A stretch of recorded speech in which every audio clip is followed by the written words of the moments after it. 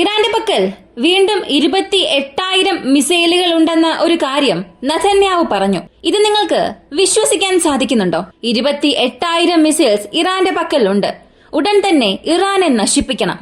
ഇത് നെതന്യാഹു പറഞ്ഞതായി അൽ ജസീറ മാധ്യമത്തിൽ റിപ്പോർട്ട് പുറത്തു വന്നു. അപ്പോ 520 മിസൈൽസ് അയച്ചു. അതിൽ 25 എണ്ണം മാത്രമേ ഞങ്ങളുടെ രാജ്യത്തിനുള്ളിലേക്ക് വീണുള്ളൂ. ബാക്കിയുള്ളവയെല്ലാം ഞങ്ങൾ നശിപ്പിച്ചു. വെറും 5% മാത്രമേ ഇമ്പാക്ട് സൃഷ്ടിച്ചിട്ടുള്ളൂ എന്ന് പറഞ്ഞ ഇസ്രായേൽ പെട്ടെന്ന് 28,000 മിസൈൽസ് ഉണ്ടെന്നുള്ള കണക്ക് കാണിക്കുന്നു. ഇങ്ങനെ ഒരു എണ്ണം ഇസ്രായേൽ എന്തിന് പറയണം? ഹൈഫയിൽ ഇന്ന് നടത്തിയ ആക്രമണം കാരണം പ്രധാനപ്പെട്ട ഒരു ഷിപ്പിംഗ് കമ്പനി ഇനി ഞങ്ങൾ ഹൈഫയ്ക്കടുത്തേ വരില്ല എന്ന് പറഞ്ഞിട്ടുണ്ട്. കാരണം എന്താണ്? ഡൊണാൾഡ് ട്രംപ് ഒരു ക്ലോസ് ഡോർ മീറ്റിംഗ് നടത്തി. പുടിൻ വേൾഡ് വാർ 3 തുടങ്ങാൻ സാധ്യതയുണ്ടെന്ന് ഒരു മുന്നറിയിപ്പ് നൽകി. ഇങ്ങനെ പല അപ്ഡേറ്റ്സ് ഈ ഒരു വീഡിയോയിലൂടെ വിശദമായി അറിയാം.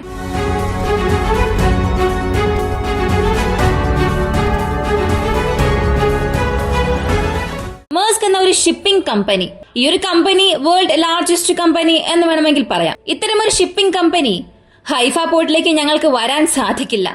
അവിടെ ഒരു ആക്രമണം സംഭവിച്ചിട്ടുണ്ട്. ഞങ്ങളുടെ കപ്പലുകളെ അവിടെ അയച്ച് അവയെ നശിപ്പിക്കാൻ ഞങ്ങൾ ആഗ്രഹിക്കുന്നില്ല. അതിനാൽ കുറച്ചു ദിവസത്തേക്ക് ഞങ്ങൾ അവിടെ വരുന്നത് നിർത്തിവച്ചിരിക്കുകയാണ് എന്നൊരു അറിയിപ്പ് അവർ നൽകി.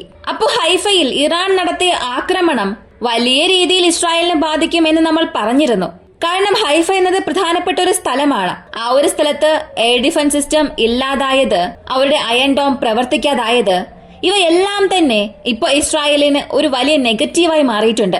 ഹൈഫയിലുള്ള ആക്രമണം കാരണം ഇസ്രായേലിലുള്ള വിശ്വാസം തന്നെ വലിയ രീതിയിൽ ഇടിഞ്ഞിട്ടുണ്ട്. ഇപ്പൊ അവിടെ എന്താണ് സംഭവിക്കുന്നത് എന്ന് നോക്കിയാൽ അവിടെയുള്ള ജനങ്ങൾ തന്നെ പറയുകയാണ്, എന്തിനാണ് ഈ യുദ്ധം? നമുക്ക് ആവശ്യമില്ലാത്ത യുദ്ധം എന്തിനാണ് എന്ന് പലരും ചോദിക്കാൻ തുടങ്ങി. ഇതിനകം തന്നെ നെതന്യാഹുവിനെതിരെ പല ജനങ്ങൾ രോഷാകുലരാണ്, ബന്ധികളെ തിരികെ കൊണ്ടുവരാത്തതിൽ.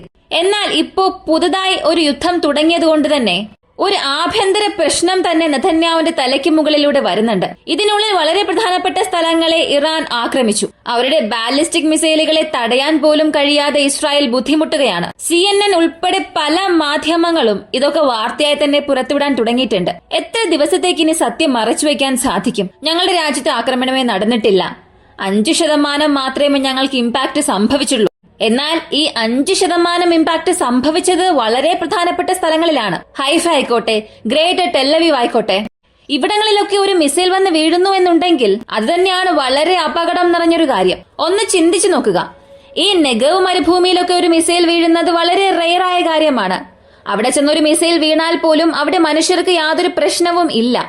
എന്നാൽ ഗ്രേറ്റർ ടെല്ലവീവിൽ വീഴുകയാണെങ്കിൽ അവിടെ ജനസാന്ദ്രത അധികമുള്ളൊരു പ്രദേശമാണ്. കൂടുതൽ ജനങ്ങൾ അവിടെ താമസിക്കുന്നുണ്ട്. പ്രധാനപ്പെട്ട കമ്പനികൾ സ്ഥിതി ചെയ്യുന്ന ഒരു മേഖല. അവിടങ്ങളിലൊക്കെ നിങ്ങൾ എത്രത്തോളം സംരക്ഷണമാണ് നൽകേണ്ടി വരിക? ഹൈഫ തുറമുഖം എന്നതും ഹൈഫ റിഫൈനറി എന്നതും എത്രത്തോളം പ്രധാനപ്പെട്ടതാണ്.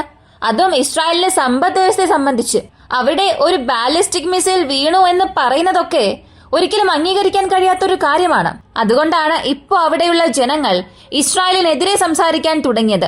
സൗത്ത് വെസ്റ്റേൺ ചെന്നൈൻ പ്രദേശത്ത് ഏകദേശം റെക്ടർ സ്കെയിൽ 5.2 ഭൂകമ്പം സംഭവിച്ചതായി, 10 കിലോമീറ്റർ ആഴത്തിൽ ഈ ഒരു ഭൂകമ്പം സംഭവിച്ചതായി വാർത്തകൾ പുറത്തു വന്നിട്ടുണ്ട്. റെക്ടർ സ്കെയിൽ 5.2 എന്നൊക്കെ പറയുമ്പോൾ അതൊരു വലിയ ഭൂകമ്പം തന്നെയാണ്. ഇത് എന്തുകൊണ്ടുണ്ടായി എന്നുള്ളതിനെ കുറിച്ചുള്ള വിശദീകരണമൊന്നും നൽകിയിട്ടില്ല. എന്നാൽ ഇറാനിൽ ഇത്തരം ഒരു ഭൂകമ്പം എന്നൊക്കെ പറയുമ്പോൾ, അതും 10 കിലോമീറ്റർ ആഴത്തിൽ എന്നൊക്കെ പറയുമ്പോൾ അവിടെ എന്തോ ഒന്ന് സംഭവിക്കുന്നുണ്ട്. അല്ലെങ്കിൽ ഇത് നാച്ചുറലായി സംഭവിച്ചതാണ് എന്ന രീതിയിലും വയ്ക്കാം. അടുത്തത് പുടിന്റെ ഒരു സ്പീച്ചാണ്. സാധാരണയായി പുടിൻ വളരെ പതുക്കെ സംസാരിക്കുന്നതും വളരെ കുറച്ച് സംസാരിക്കുന്ന ഒരു വ്യക്തിയാണ്. എന്നാൽ അദ്ദേഹം നൽകുന്ന സന്ദേശങ്ങളൊക്കെ വളരെ സ്ട്രോങ് ആയിരിക്കും, ശക്തമായിരിക്കും. ഞാനും ഇറാനും നേരിടുന്നത് ഒരേ ഫോഴ്സിനെയാണ്. ഞങ്ങൾ രണ്ടുപേരും ഒരു ശത്രുവിനെയാണ് കൈകാര്യം ചെയ്തുകൊണ്ടിരിക്കുന്നത്. ഈ രണ്ടുപേർക്കുമുള്ള ഒരു പ്രശ്നം എന്തെന്നാൽ എല്ലാ രാജ്യങ്ങളും അവർക്ക് പിന്നിൽ നിൽക്കുന്നുണ്ട്. എന്നാൽ ഞങ്ങൾ ഒറ്റയ്ക്കാണ്. പക്ഷെ ഞങ്ങളുടെ ശക്തി അറിയാതെയാണ് അവർ ഞങ്ങൾക്കെതിരെ യുദ്ധം ചെയ്യുന്നത്. അതുമാത്രമല്ല, ഉക്രൈൻ യുദ്ധമായിക്കോട്ടെ, ഇപ്പോ മിഡിൽ ഈസ്റ്റിൽ സംഭവിക്കുന്ന ഈ യുദ്ധമായിക്കോട്ടെ, ഇവയെല്ലാം കാണുമ്പോൾ 3ാം ലോക മഹായുദ്ധത്തിലേക്ക് നമ്മൾ എൻ്റർ ആയിക്കൊണ്ടിരിക്കുകയാണ് എന്ന് എന്നെ കൊണ്ട് തറപ്പിച്ച് പറയാൻ സാധിക്കും. ഈ യുദ്ധം ഇങ്ങനെ നീണ്ടു പോവുകയാണെങ്കിൽ, ഏതൊരു പ്രതിരോധവുമില്ലാതെ യുദ്ധം തുടർന്നുകൊണ്ട് പോയാൽ ഇത് മൂന്നാം ലോക മഹായുദ്ധത്തിലേക്ക് നയിക്കും എന്നും പറഞ്ഞു. അപ്പോ ഈ പ്രശ്നങ്ങളെല്ലാം നേരിട്ടൊരു യുദ്ധത്തിലേക്ക് തന്നെ പോകുമെന്നുള്ള ആശയം പുടിൻ തന്നെ ആദ്യമേ പറഞ്ഞിട്ടുണ്ട്. നമ്മൾ ഇതിനകം മൂന്നാം ലോക മഹായുദ്ധത്തിലാണ് എന്ന് പറയുന്ന ഒരുപാട് വ്യക്തികളുണ്ട്. കാരണം ധാരാളം സ്ഥലങ്ങളിൽ പ്രശ്നമുണ്ട്, യുദ്ധങ്ങൾ സംഭവിച്ചുകൊണ്ടിരിക്കുകയാണ്, ഇടവിടാതെ പ്രശ്നങ്ങൾ സംഭവിക്കുന്നുണ്ട്. സാധാരണ എല്ലാ കാലഘട്ടങ്ങളിലും യുദ്ധം സംഭവിക്കാറുണ്ട്. ഒരു മാസം, പിന്നെ സീസ് ഫയർ, പിന്നീട് പ്രശ്നങ്ങളൊന്നും ഉണ്ടാകില്ല. സമാന്തരമായി മറ്റൊരു യുദ്ധം അങ്ങനെയൊന്നും സംഭവിച്ചിട്ടില്ല. പക്ഷേ ഇവിടെയാണ് പാരലായി 2022 മുതൽ തന്നെ സമാന്തരമായി ഒരുപാട് യുദ്ധങ്ങൾ സംഭവിക്കുന്നുണ്ട്. ഒരേ സമയത്ത് റഷ്യ ഉക്രൈൻ യുദ്ധം, അതേസമയം തന്നെ പെട്ടെന്ന് ഇസ്രായേൽ ഹമാസ് യുദ്ധം സംഭവിക്കുന്നു. ഹമാസ് ലബനായി മാറി, സൗദി അറേബ്യ ഹൂത്തികൾ, സൗദി അറേബ്യ യമൻ യുദ്ധമായി മാറി. ഇങ്ങനെ നിരവധി യുദ്ധം നമ്മൾ കണ്ടുകൊണ്ടിരിക്കുകയാണ്. അപ്പോൾ അമേരിക്കയുടെ മറ്റു രാജ്യങ്ങൾ, ഇന്ത്യ പാകിസ്ഥാൻ, ചൈന അമേരിക്ക, ഇങ്ങനെ ഇവയെല്ലാം വെച്ച് നോക്കുമ്പോൾ നമ്മളെല്ലാവരും മൂന്നാം ലോക മഹായുദ്ധത്തിലേക്ക് പ്രവേശിച്ചു എന്ന് തന്നെയാണ് തോന്നുന്നത്. അപ്പൊ പുടിൻ പറഞ്ഞതനുസരിച്ച് നോക്കിയാൽ ഞങ്ങൾ രണ്ടുപേരും ഒരേ ശക്തിയെയാണ് നേരിടുന്നത് എന്ന് പറയുമ്പോൾ പുടിൻ ഉക്രൈൻ ഭാഗത്തുള്ള യുദ്ധം തീവ്രമാക്കുന്നു, ഇറാൻ ഇസ്രായേൽ ഭാഗത്ത് അവരുടെ ആക്രമണം തീവ്രമാക്കുന്നു. ഇവ രണ്ടും ഒന്ന് തന്നെയാണ്. കാരണം ഇവ രണ്ടും ചെന്ന് കണക്ട് ആകുന്നത് എവിടെയാണ്? അമേരിക്ക എന്ന രാജ്യവുമായാണ് പോയി ബന്ധപ്പെടുന്നത്. അങ്ങനെയാണെങ്കിൽ രണ്ടുപേരും അമേരിക്കയ്ക്ക് എതിരെ, അമേരിക്കയുടെ സൗഹൃദ രാജ്യങ്ങൾക്ക് എതിരായി, ഈ സൗഹൃദ രാജ്യങ്ങളുടെ ഉപഗ്രൂപ്പുകൾ, ഇവർക്കെതിരെയാണ് റഷ്യ യുദ്ധം ചെയ്തുകൊണ്ടിരിക്കുന്നത്. ഇത് തന്നെയാണ് ഇറാനും ചെയ്തുകൊണ്ടിരിക്കുന്നത്. അടുത്ത മറ്റൊരു കാര്യം കൂടെ പറഞ്ഞിട്ടുണ്ട്. ഞങ്ങളുടെ പാർട്ട്ണറായ ഇറാന് more advanced air defence systems വേണോ എന്ന് ചോദിച്ചു. പക്ഷെ ഞങ്ങളുടെ പാർട്ട്ണർ ഇറാൻ അതിൽ ഇൻട്രസ്റ്റ് കാണിച്ചില്ല. ഒരു പക്ഷെ ഇൻട്രസ്റ്റ് കാണിച്ചിരുന്നെങ്കിൽ most advanced air defence system ഇപ്പോൾ ഇറാനിൽ ഉണ്ടാകുമായിരുന്നു. ഇത് S-400 അല്ലെങ്കിൽ S-450, 500 ഇതിനെ സൂചിപ്പിച്ചായിരിക്കും പറഞ്ഞിട്ടുണ്ടാവുക. ഇറാൻ എന്തുകൊണ്ട് പുടിനോട് ഐഡിയ ചോദിക്കുന്നില്ല, സഹായം ചോദിക്കുന്നില്ല? എന്തുകൊണ്ട് പുടിൻ നേരിട്ട് സഹായം ചെയ്യുന്നില്ല എന്നുള്ള ചോദ്യത്തിന് ഇപ്പൊ മറുപടി ലഭിച്ചിട്ടുണ്ട്.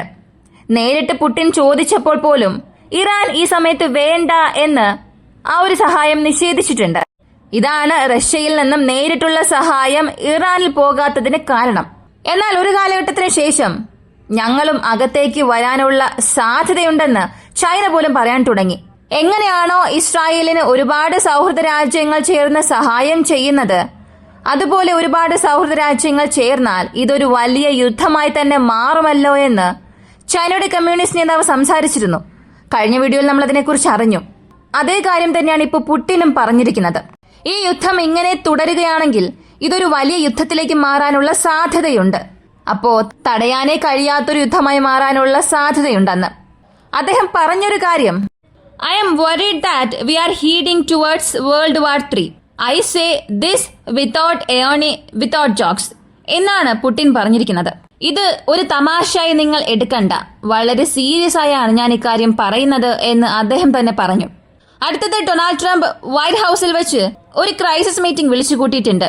ഇത് ടോപ്പിലുള്ള നാഷണൽ സെക്യൂരിറ്റി ക്രൂ മെമ്പേഴ്സിനെ വിളിച്ചുകൊണ്ട് ഇറാൻ ഇസ്രായേൽ പ്രശ്നത്തെക്കുറിച്ചുള്ള ചർച്ചകൾ, ഇത് കാരണമുണ്ടാകുന്ന പ്രത്യാഘാതങ്ങൾ, അമേരിക്ക ഏത് സമയത്ത് കളമിറങ്ങണം, ഇങ്ങനെയുള്ള കാര്യങ്ങൾ സംസാരിച്ച ഒരു മീറ്റിംഗ് ആയിരിക്കാം ഇതെന്നാണ് പറയുന്നത്. സത്യത്തിൽ ഒരു ദിവസം മുൻപല്ലേ ഇറാൻ ഇസ്രായേൽ പ്രശ്നത്തെക്കുറിച്ചുള്ള പ്രധാനപ്പെട്ട തീരുമാനങ്ങൾ 2 ആഴ്ചയ്ക്ക് ശേഷം എടുക്കുമെന്ന് ഡൊണാൾഡ് ട്രംപ് പറഞ്ഞത്? ഇപ്പൊ പിന്നെ എന്തിനാണ് പെട്ടെന്ന് നാഷണൽ സെക്യൂരിറ്റി ലെവലിൽ ഒരു മീറ്റിംഗ് നടത്തിയത്? പ്രശ്നങ്ങൾ വലുതാകുന്നുണ്ടോ എന്ന് ചോദിച്ചാൽ തീർച്ചയായും വളരെ വലിയൊരു പ്രശ്നത്തിലേക്കാണ് പോയിക്കൊണ്ടിരിക്കുന്നത്. ഇസ്രായേൽ ഇറാൻ പ്രശ്നം പീക്ക് ലെവലിലേക്ക് എത്താൻ സാധ്യതയുണ്ടെന്നാണ് പറയുന്നത്. അത് വരാതെ തടയാൻ ഏതെങ്കിലും രാജ്യങ്ങൾ ശ്രമിക്കുന്നുണ്ടോ എന്ന് നോക്കിയാൽ അതും ഇല്ല. ഏത് രാജ്യങ്ങളും ഇപ്പോ ഇസ്രായേലോ ഇറാനുമായോ ഒരു ചർച്ച നടത്തിയിട്ടില്ല. അടുത്തതായി ഇറാനും അമേരിക്കയും നേരിട്ടുള്ള ഒരു ടോക്കിൽ ഏർപ്പെട്ടു എന്നൊക്കെ പറയുന്നുണ്ട്. അത് സത്യമാണോ എന്നുള്ള ചോദ്യത്തിന് അമേരിക്കയുടെ എൻവോഐ വിറ്റ്കോഫ് പറഞ്ഞത്, സംടൈംസ് ഞങ്ങൾ ഡയറക്റ്റ് സംസാരിച്ചിട്ടുണ്ട്, സംടൈംസ് ഖത്തറിന്റെ സഹായത്തോടു കൂടി ഇറാനുമായി ഞങ്ങൾ സംസാരിച്ചു. എന്നാൽ ആ ഒരു ചർച്ചകൾ ഒന്നും തന്നെ യുദ്ധം അവസാനിപ്പിക്കാനുള്ള രീതിയിലേക്ക് എത്തിയിട്ടില്ല. ഇതിനെക്കുറിച്ച് ഇറാനും പറഞ്ഞിരുന്നു, ഞങ്ങളോട് ഡൊണാൾഡ് ട്രംപ് സംസാരിച്ചിട്ടേ ഇല്ല. യുദ്ധം തുടങ്ങി വെച്ചത് ഇസ്രായേലാണ്. അവർ തന്നെ സംസാരിച്ചാൽ മാത്രമേ ഇത് അവസാനിക്കുകയുള്ളൂ. അതുവരെ ഞങ്ങളും ഈ യുദ്ധം തുടർന്നു കൊണ്ടുപോകുമെന്നാണ് പറഞ്ഞത്. ഇപ്പൊ അമേരിക്കയുടെ F-22S എന്നത് മിഡിൽ ഈസ്റ്റിലേക്ക് വന്നു എന്നുള്ള വാർത്തയും പുറത്തു വന്നിട്ടുണ്ട്. അപ്പോ അമേരിക്കയുടെ ഫോഴ്സ് മിഡിൽ ഈസ്റ്റ് ഭാഗത്തേക്ക് തെളിവുകളോടുകൂടി തന്നെ നമ്മൾ പല കാര്യങ്ങൾ അറിയുന്നുണ്ട്. മൊത്തത്തിൽ ഇസ്രായേലിനെതിരെ ഇറാൻ, റഷ്യ, ചൈന, ഉത്തര കൊറിയ ഇവർ ഒരുമിച്ച് വരാൻ സാധ്യതയുണ്ട് എന്നുള്ളത്. കൂടാതെ റഷ്യ ഇപ്പോൾ പറഞ്ഞിരിക്കുന്ന ഈ കാര്യം, most advanced air defence system, അതുകൂടാതെ അടുത്ത് നമ്മൾ വേൾഡ് വാർ 3 പോയിക്കൊണ്ടിരിക്കുന്നു എന്നുള്ള റഷ്യയുടെ അഭിപ്രായം, ഇതെല്ലാം വെച്ച് നോക്കുമ്പോൾ അടുത്ത് എന്ത് സംഭവിക്കും എന്നുള്ളതിനെ കുറിച്ച് ഒരല്പം ഭയം വരുന്നുണ്ട്. ഇങ്ങനെയുള്ള അപ് ടു ഡേറ്റ് ആയ ഇൻഫർമേഷൻസ് അറിയാനായി, വെരിഫൈഡ് ആയിട്ടുള്ള ഇൻഫർമേഷൻസ് അറിയാനായി വോയിസ് ഓഫ് ഇന്ത്യക്ക് സബ്സ്ക്രൈബ് ചെയ്യുക. മറ്റൊരു വീഡിയോയുമായി വീണ്ടും കാണാം.